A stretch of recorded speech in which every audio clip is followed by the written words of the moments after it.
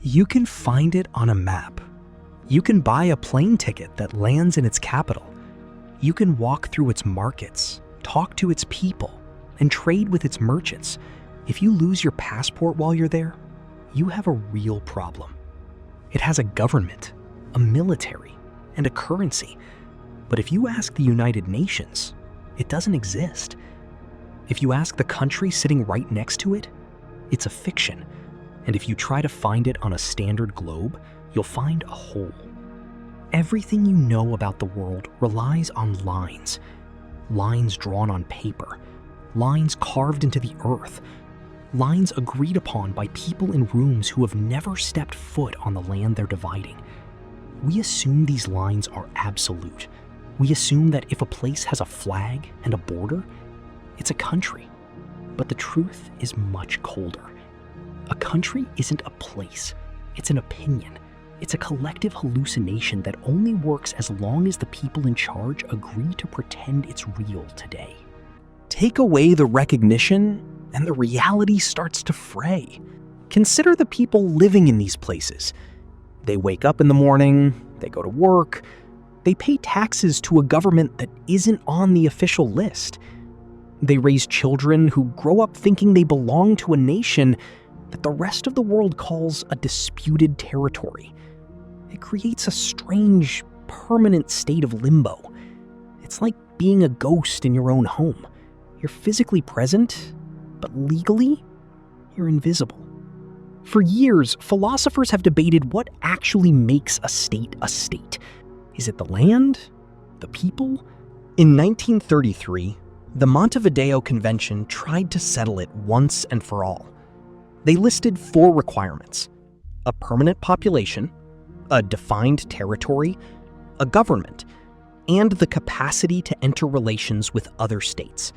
That last one is the trap. The capacity to enter relations.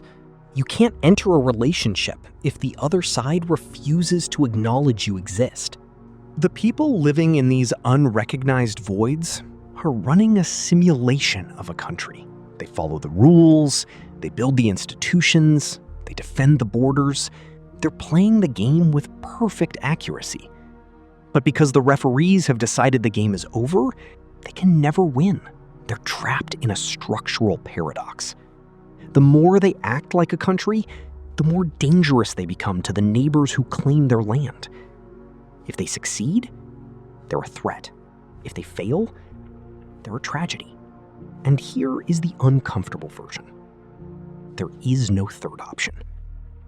Every country on Earth started as a rebellion, a claim, or a conquest that eventually won the favor of the right people at the right time. Recognition is just an accident of history.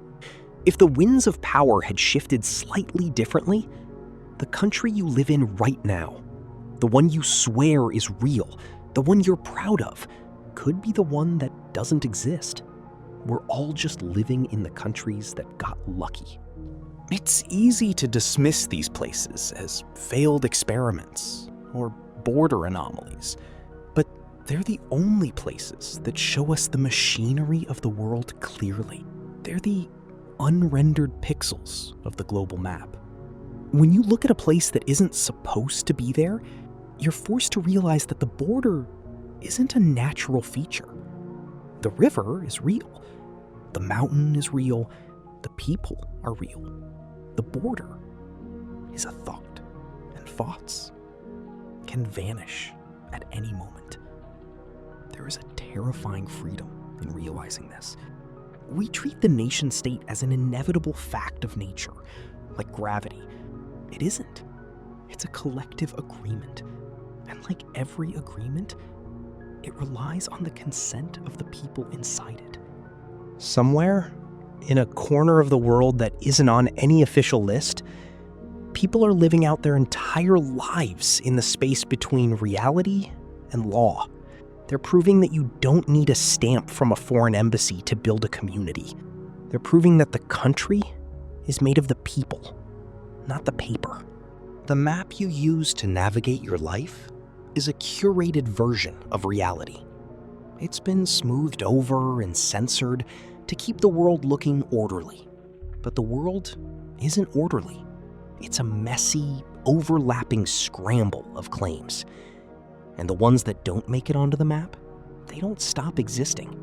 They just remind us that we aren't as in control of this reality as we think we are. You're standing on solid ground, looking at a map that tells you where you are. But if you dig deep enough, you'll find that the lines are just ghosts. And the only thing that's truly real is the place you're standing right now, whether the world agrees with that or not.